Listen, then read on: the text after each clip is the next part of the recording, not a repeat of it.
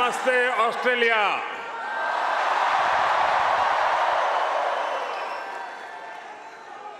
Australia के प्रधानमंत्री और मेरे प्रिय मित्र हिज एक्सेलेंसी अल्बनीज़ी, ऑस्ट्रेलिया के पूर्व प्रधानमंत्री his excellency Scott Morrison,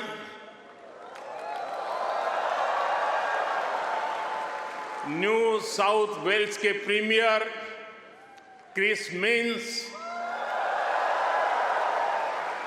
foreign minister Penny Wong, communication minister Michelle Rowland, energy minister Chris Bowen, leader of opposition Peter Dutton, assistant foreign minister Tim Watts, New South Wales के उपस्थित मंत्रिमंडल के सभी आदरणीय सदस्य, पैरामाटा से संसद सदस्य डॉक्टर एंड्रयू चार्ल्टन, यहां उपस्थित ऑस्ट्रेलिया के सभी संसद सदस्य, मेयर, डिप्टी मेयर, काउंसिलर्स और ऑस्ट्रेलिया में रह रहे प्रवासी भारतीय जो आज इतनी विशाल संख्या में उपस्थित हुए हैं, आप सबको मेरा नमस्कार।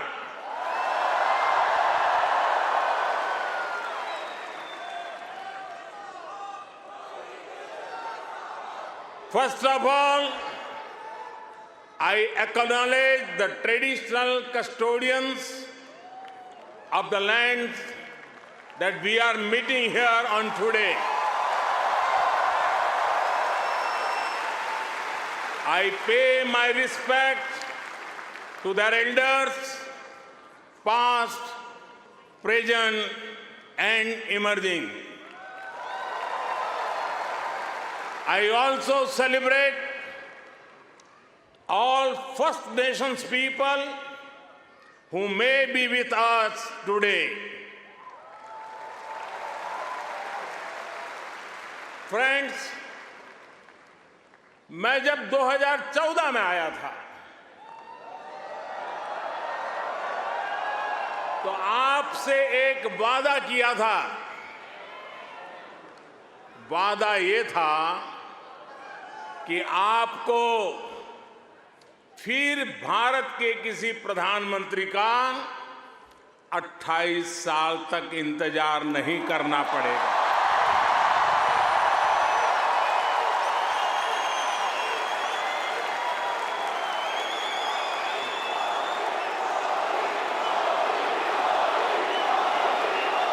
तो लीजिए, यहां सिडनी में इस ऐना में मैं फिर हाजिर हूं और मैं अकेला नहीं आया हूं। प्रधानमंत्री अल्बनीज़ी भी मेरे साथ आए हैं। मिस्टर प्राइम मिनिस्टर, अपने बहुत व्यस्त कार्यक्रम में से हम सभी के लिए आपने समय निकाला है। ये हम भारतीयों के प्रति आपके स्नेह को दर्शाता है। आपने जो अभी कहा वो दिखाता है कि ऑस्ट्रेलिया के मन में भारत के प्रति कितना प्रेम है। इसी वर्ष मुझे प्रधानमंत्री जी का भारत की धरती पर अहमदाबाद में स्वागत करने का अवसर मिला था।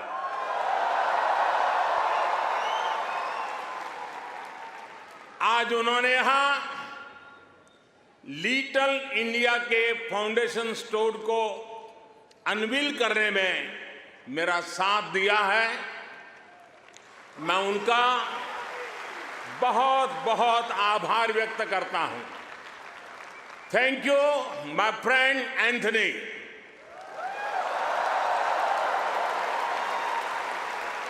ये लिटिल इंडिया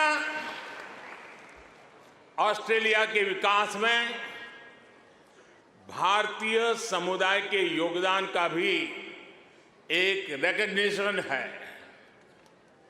मैं न्यू साउथ वेल्स के प्रीमियर, पैरामाटा शहर के मेयर, डिप्टी मेयर और काउंसिलर्स को इस विशेष सम्मान के लिए धन्यवाद देना चाहता हूं। साथियों, मुझे खुशी है कि न्यू साउथ वेल्स में प्रवासी भारतीय समुदाय से कई लोग सार्वजनिक जीवन में सक्रिय भागीदारी कर रहे हैं, अपनी पहचान बना रहे हैं। वर्तमान न्यू साउथ वेल्स की सरकार में डिप्टी प्रीमियर, प्रूकार, ट्रेजरर डेनियल मुखी बड़ा कंट्रीब्यूशन कर रहे हैं। और कल ही भाई समीर पांडे पैरामाटा के लॉर्ड मेयर चुने गए हैं। मैं सबका अभिनंदन करता हूं, बहुत बहुत बधाई देता हूं।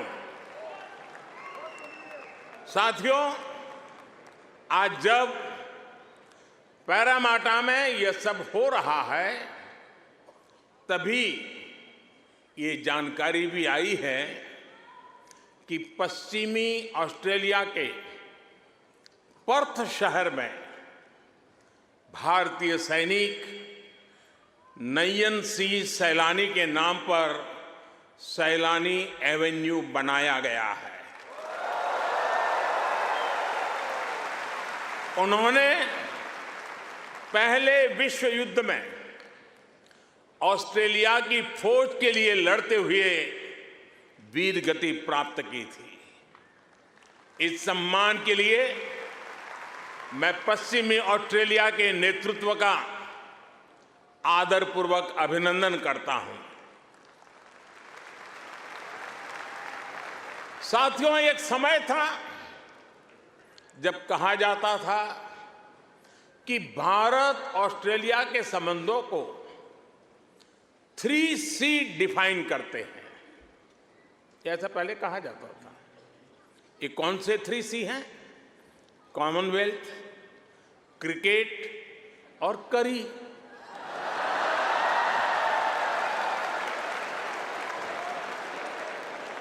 इसके बाद कहा गया कि भारत ऑस्ट्रेलिया के संबंध 3D पर आधारित है।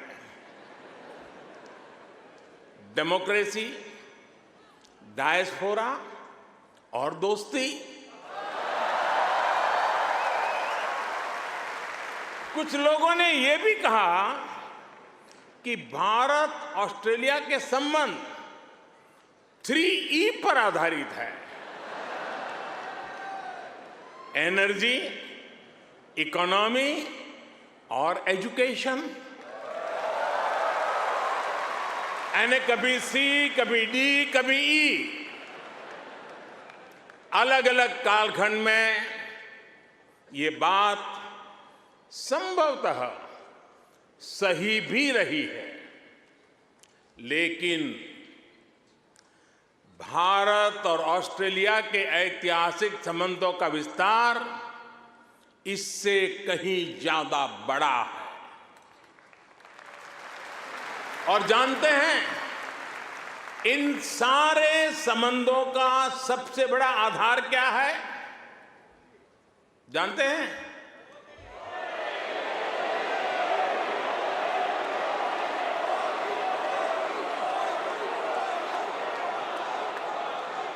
जी नहीं,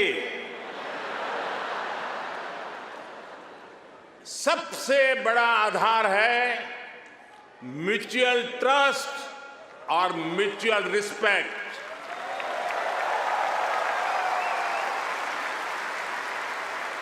ये म्यूचुअल ट्रस्ट और म्यूचुअल रिस्पेक्ट सिर्फ भारत ऑस्ट्रेलिया के डिप्लोमेटिक रिश्तों से विकसित नहीं हुआ है।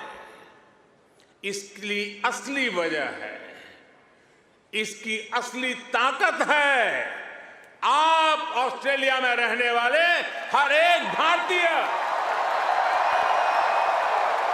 आप उसकी असली ताकत है।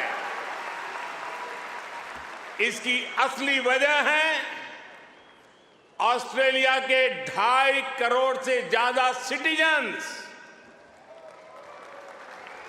साथियों, हमारे बीच भौगोलिक दूरी जरूर है, लेकिन हिंद महासागर हमें आपस में जोड़ता है। हमारी जीवन शैलियां भले अलग अलग हो, लेकिन अब योगा ये भी हमें जोड़ता है।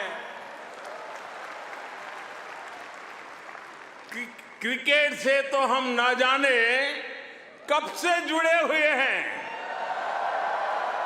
लेकिन अब टेनिस और फिल्में भी हमें जोड़ रही है। हमारे यहां खाना बनाने का तरीका भले अलग अलग है, लेकिन अब मास्टर शेफ हमें जोड़ता है।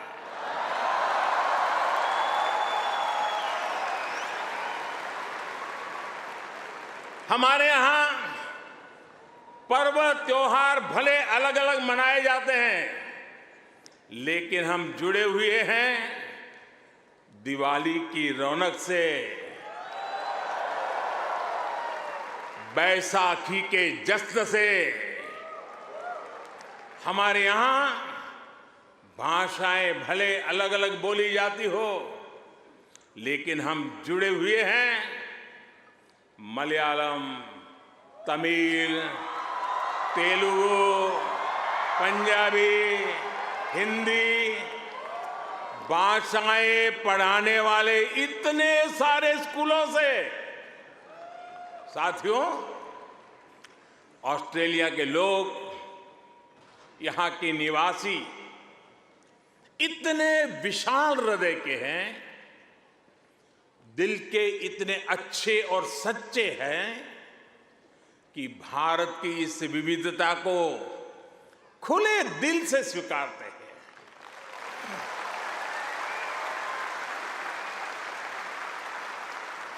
और यही वजह है कि पैरामाटा स्क्वायर किसी के लिए परमात्मा चौक बन जाता है।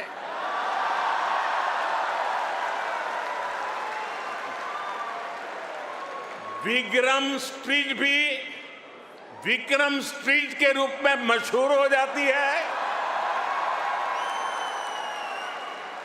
और हैरिस पार्क कई लोगों के लिए हरीश पार्क हो जाता है।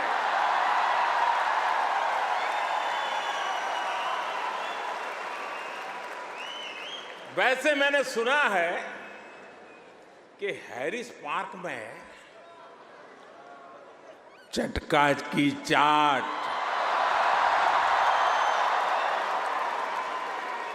जयपुर स्वीट्स की जलेबी, उसका तो कोई जवाब ही नहीं है। मेरी आप सबसे रिक्वेस्ट है, आप लोग कभी मेरे मित्र पीएम एल्बनीज़ी को भी वहां जरूर ले जाइएगा। और साथियों, जब खाने की बात चली है और चाट की बात चली है, तो लखनऊ का नाम आना भी स्वाभाविक ही है। मैंने सुना है सिडनी के पास लखनऊ नाम की जगह भी है, लेकिन मुझे पता नहीं वहां भी चाट मिलती है क्या। अच्छा, यहां भी तो शायद दिल्ली के पास वाले लखनऊ के लोग होंगे ही होंगे, है क्या? वाह, वाकई Delhi street, Bombay street, Kashmir Avenue, Malabar Avenue जैसी कितनी ही सड़कें यहां ऑस्ट्रेलिया में आपको भारत से जोड़े रखती है। मुझे बताया गया कि अब तो ग्रेटर सिडनी में इंडिया परेड भी शुरू होने जा रही है। मुझे जानकर भी बहुत अच्छा लगा कि हां, आप सबने आजादी का अमृत महोत्सव भी बहुत धूमधाम से मनाया है। यहां की कई सारी सिटी काउंसिल में बहुत सारे कार्यक्रम किए गए हैं। सिडनी ओपेरा हाउस जब तिरंगे की रोशनी से सराबोर हुआ तो यहां हर भारतीय का दिल खुश हो गया।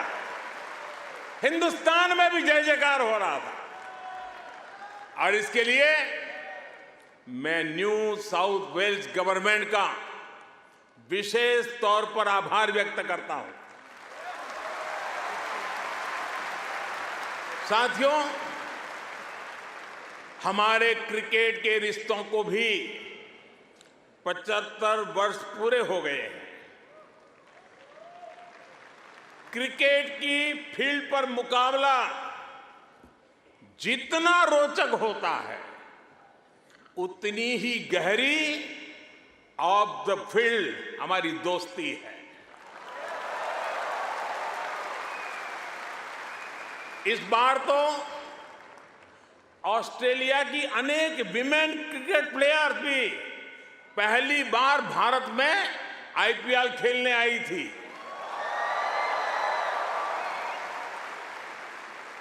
और साथियों, ऐसा नहीं है कि हम सिर्फ सुख के ही साथी हैं। अच्छा दोस्त तो सुख का तो साथी होता है, दुख का भी साथी होता है।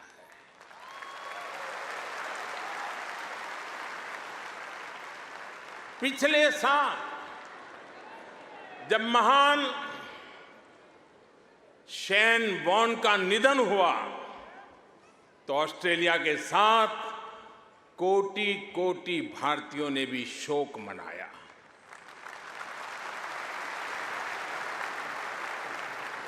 ये ऐसा था जैसे हमने अपना कोई खो दिया है। साथियों, आप सभी यहां ऑस्ट्रेलिया में हैं, यहां के विकास को देख रहे हैं। आप सभी का एक सपना रहा है कि हमारा भारत भी विकसित राष्ट्र बने।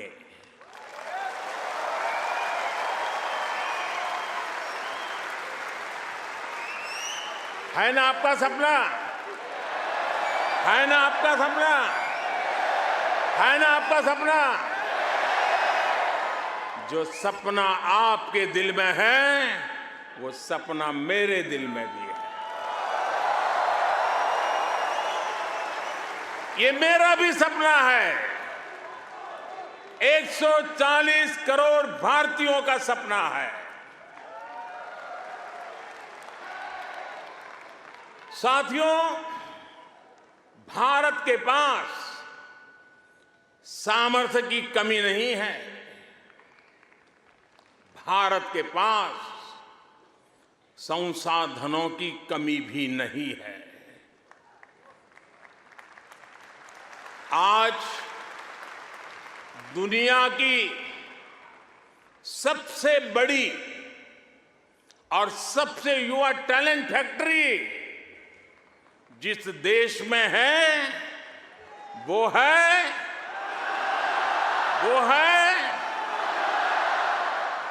सही जवाब दे रहे हैं आप, वो है इंडिया। मैं ये बात फिर दोहरा रहा हूं, आज दुनिया की सबसे बड़ी और सबसे युवा टैलेंट फैक्ट्री जिस देश में है वो है।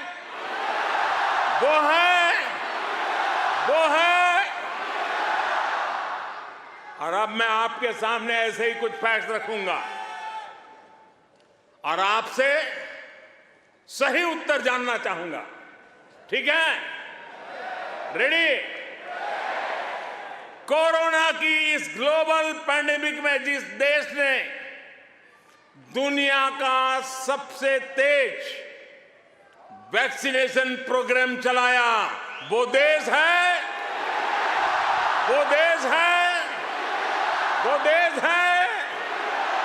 आज जो देश दुनिया की फास्टेस्ट ग्रोइंग लार्ज इकोनॉमी है, वो है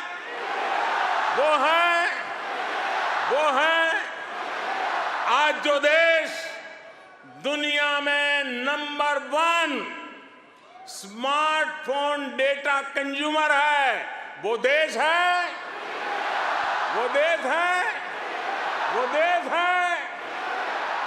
आज जो देश फिनटेक एडॉप्शन रेट में नंबर 1 है, वो देश है।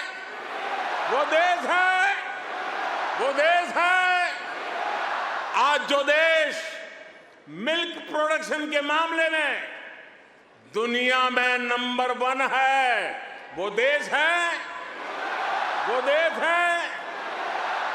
आज जो देश इंटरनेट यूजर्स की संख्या में दुनिया में नंबर 2 पर है, वो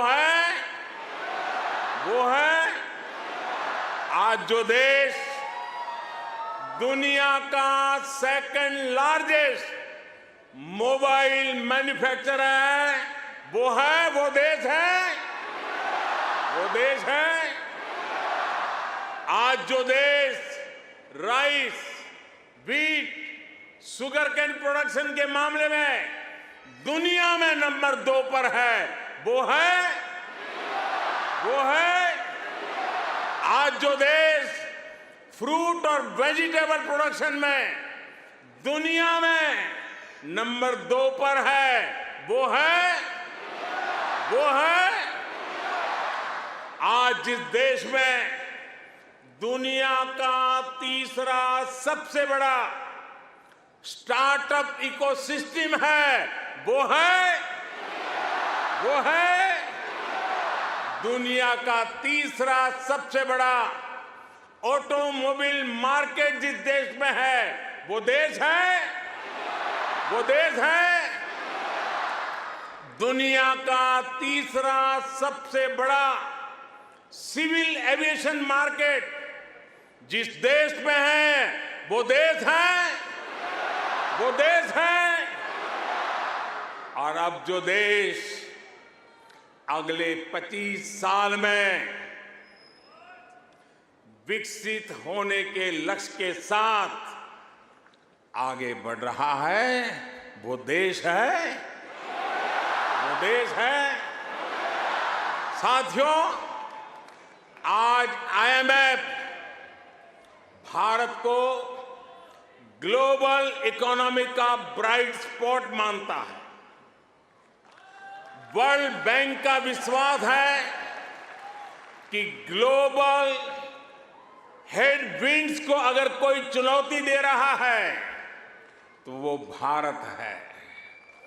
आज दुनिया के कई देशों में बैंकिंग सिस्टम पर संकट है, लेकिन दूसरी तरफ भारत के बैंकों की मजबूती की आज चारों तरफ प्रशंसा हो रही है।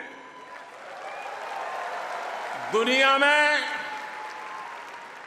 100 साल में आए सबसे बड़े संकट के बीच भारत ने बीते वर्ष रिकॉर्ड एक्सपोर्ट किया है। आज हमारा फॉरेक्स रिजर्व नई बुलंदियां छू रहा है। फ्रेंड्स, भारत ग्लोबल गुड के लिए कैसे काम कर रहा है, इसका उदाहरण हमारा डिजिटल स्टैक है। आप सभी भारत के फिनटेक रिवॉल्यूशन से भली भांति परिचित हैं। आपको याद होगा, जब मैं 2014 में यहां आया था, तब मैंने आपसे एक सपना साझा किया था। मेरा वो सपना था कि भारत में गरीब से गरीब का अपना बैंक खाता हो।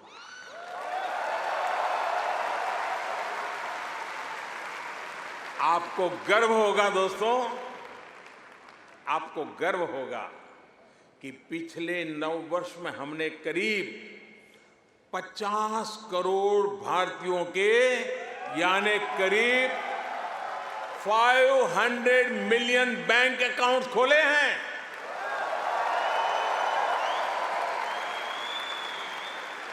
और सिर्फ बैंक अकाउंट खोलना ही हमारी सफलता, हम वहां अटकते नहीं हैं। इसने भारत में पब्लिक सर्विस डिलीवरी के पूरे इकोसिस्टम को ट्रांसफॉर्म कर दिया। हमने Jan Dhan bank account, mobile phone और आधार आईडी की एक जैम ट्रिनिटी, JAM ट्रिनिटी बनाई है। आप सोचिए, इसे एक क्लिक पर करोड़ों करोड़ों देशवासियों तक डायरेक्ट बेनिफिट ट्रांसफर DBT संभव हुआ है। और आपको और खुशी होगी, बीते 9 वर्षों में,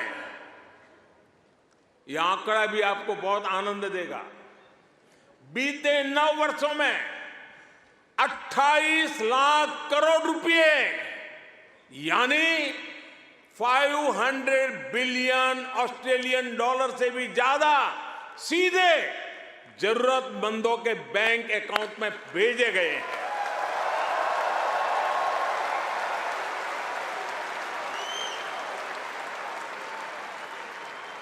कोरोना के समय में बहुत से देशों को अपने नागरिकों को पैसे भेजने में मुश्किल आई थी, लेकिन भारत उन देशों में था जो एक क्लिक पर ये काम पलकों में कर रहा था।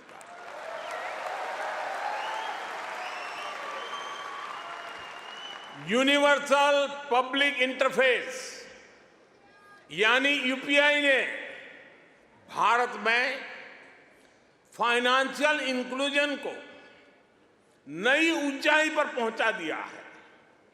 आज दुनिया के 40% रियल टाइम डिजिटल पेमेंट्स अकेले भारत में होते हैं।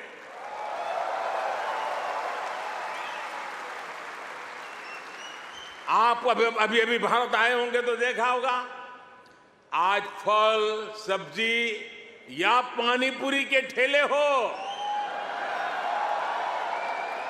या फिर चाय की दुकान, सब जगह डिजिटल ट्रांजैक्शन हो रहा है। साथियों, भारत का ये डिजिटल रिवॉल्यूशन सिर्फ फिनटेक तक सीमित नहीं है। भारत आधुनिक व्यवस्थाएं बना रहा है, लोगों की ईज ऑफ लिविंग बढ़ा रहा है। इसका एक उदाहरण भारत का डिजी लॉकर है। इसमें ड्राइविंग लाइसेंस से लेकर डिग्री और प्रॉपर्टी के पेपर्स तक जो भी सरकार इश्यू करती है वो इस डिजिटल लॉकर में जनरेट होते हैं। करीब सैकड़ों तरह के डॉक्यूमेंट्स डिजिटल लॉकर में रिफ्लेक्ट होते हैं। आपको फिजिकल कॉपी स्टोर करने की जरूरत नहीं है, बस एक पासवर्ड काफी है। और इससे 15 करोड़ से ज्यादा यानी 150 मिलियन से भी ज्यादा भारतीय जुड़ चुके हैं। इस तरह के कितने ही डिजिटल प्लेटफॉर्म आज हर भारतीय को पावरफुल बना रहे हैं, ताकतवर बना रहे हैं। साथियों, आज भारत के हर कदम, हर उपलब्धियों के बारे में दुनिया जानना चाहती है। आज की दुनिया जिस वर्ल्ड ऑर्डर की तरफ जा रही है, जिन संभावनाओं को तलाश रही है, उसमें ये स्वाभाविक भी है। भारत हजारों वर्षों की जीवंत सभ्यता है। भारत मदर ऑफ डेमोक्रेसी है।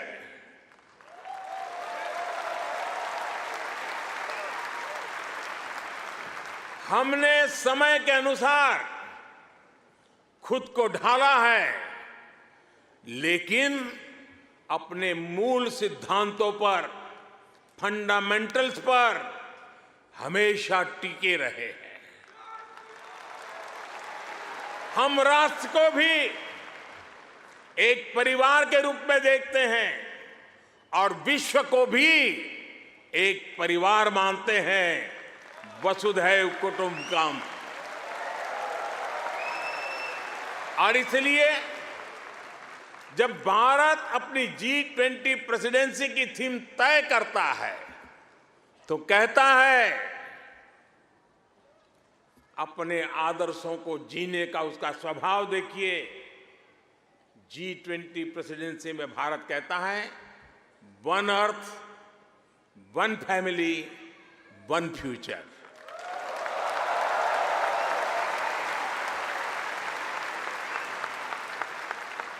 जब भारत पर्यावरण की रक्षा के लिए सोलर एनर्जी के बड़े लक्ष्य तय करता है तो कहता है वन सन, वन वर्ल्ड, वन ग्रिड। जब भारत वैश्विक समुदाय के स्वस्थ रहने की कामना करता है तो कहता है one earth, one health. Bharat वो देश है जिसने कोरोना के संकट में दुनिया के 150 से ज्यादा देशों को उस संकट की घड़ी में दवाइयां भेजी। भारत वो देश है जिसने 100 से अधिक देशों को मुफ्त वैक्सीन भेजकर करोड़ों करोड़ों लोगों का जीवन बचाया। कोरोना के समय में आपने भी यहां जिस सेवा भावना से काम किया वही हमारी संस्कृति की विशेषता है।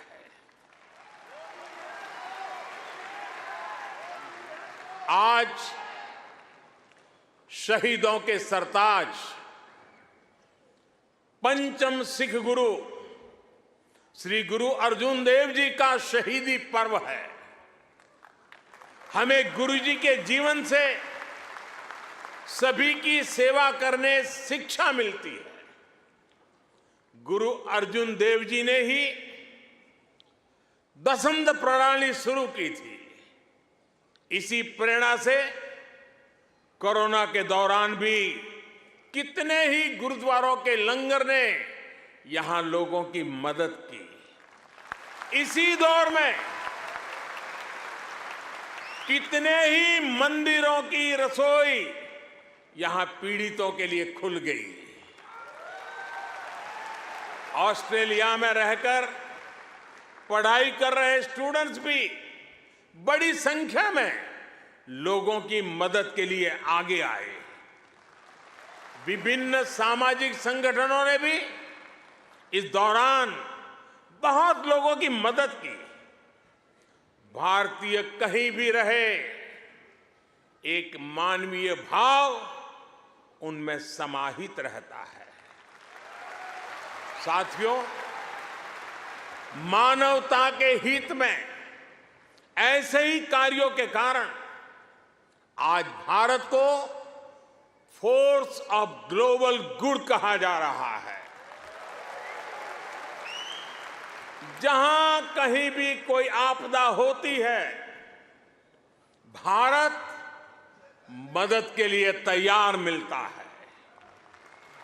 जब भी कोई संकट आता है, भारत समाधान के लिए तत्पर रहता है।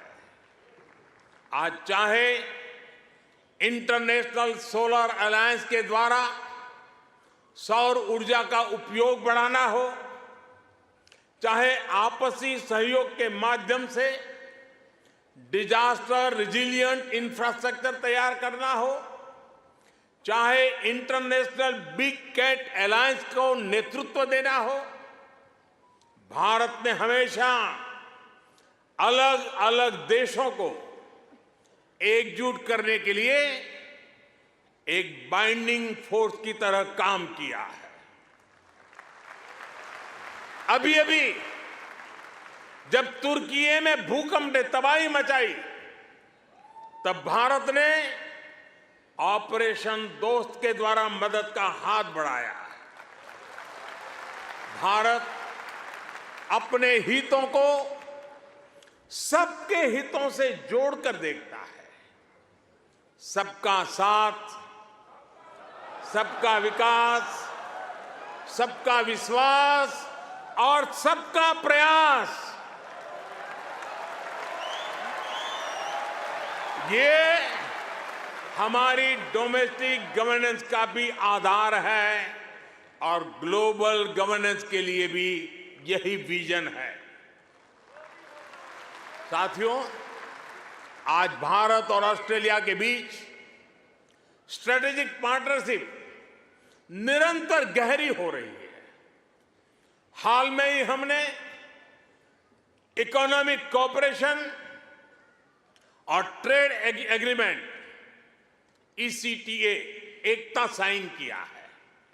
अनुमान है इससे दोनों के बीच ट्रेड अगले 5 वर्ष में 2 गुने से अधिक हो जाएगा। अब हम कॉम्प्रिहेंसिव इकोनॉमिक कोऑपरेशन एग्रीमेंट पर काम कर रहे हैं। हम रिजिलिएंट और रिलायबल सप्लाई चेन्स का निर्माण कर रहे हैं। इससे दोनों देशों के बिजनेस को बल मिलेगा ही, दुनिया को भी नया विश्वास मिलेगा। आज भारत और ऑस्ट्रेलिया के बीच कई डायरेक्ट फ्लाइट्स हैं। बीते वर्षों में फ्लाइट्स की संख्या बढ़ी है। आने वाले दिनों में इनकी संख्या और बढ़ेगी।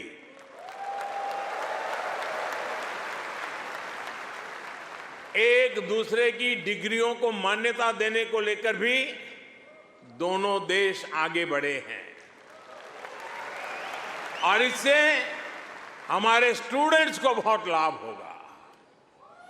Migration and mobility partnership agreement पर भी सहमति बनी है। इससे हमारे स्किल्ड प्रोफेशनल्स के लिए ऑस्ट्रेलिया आना और यहां काम करना आसान होगा। और साथियों, आज जब मैं आपके बीच आया हूं तो एक घोषणा भी करने जा रहा हूं।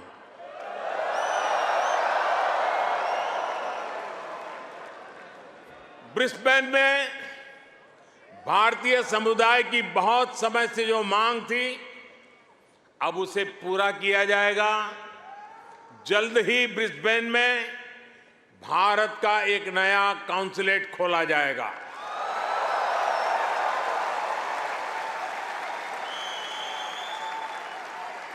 फ्रेंड्स, भारत और ऑस्ट्रेलिया की गहरी होती पार्टनरशिप मां भारती में आस्था रखने वाले प्रत्येक व्यक्ति को सशक्त करेगी। आपके पास टैलेंट है, अपनी स्किल की ताकत है और साथ ही अपने कल्चरल वैल्यूज भी है। ये वैल्यूज आपको ऑस्ट्रेलिया के लोगों के साथ घुल मिलकर रहने में बड़ी भूमिका निभाते हैं। मैं कल ही पापुआ न्यू गिनी से आया हूं। वहां मैंने स्थानीय भाषा में तमिल साहित्य तिरुकुरल के अनुवाद का लोकार्पण किया। यह अनुवाद वहां भारतीय मूल के एक स्थानीय गवर्नर ने किया है।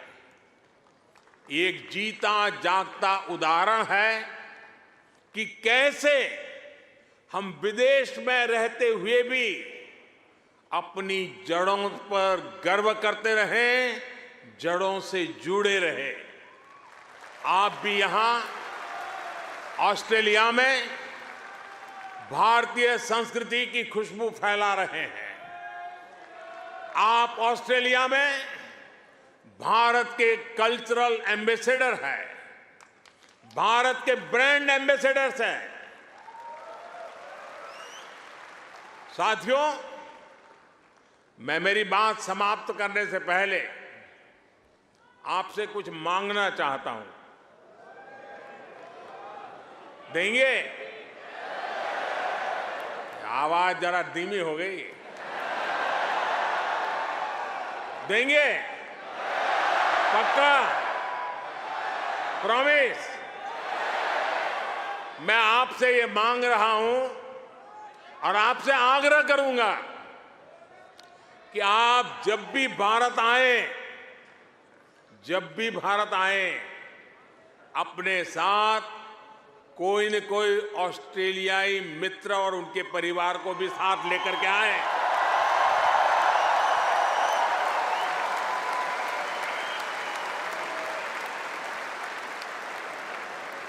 इससे उन्हें भारत को समझने का, जानने का और ज्यादा बेहतर मौका मिलेगा।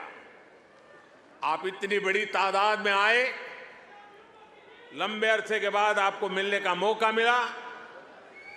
आप सब बहुत स्वस्थ रहिए, खुश रहिए, आनंद से रहिए। एक बार फिर से आप सभी का बहुत बहुत धन्यवाद। मेरे साथ बोलिए, भारत माता की, भारत माता की, भारत माता की, भारत माता की। बहुत बहुत धन्यवाद।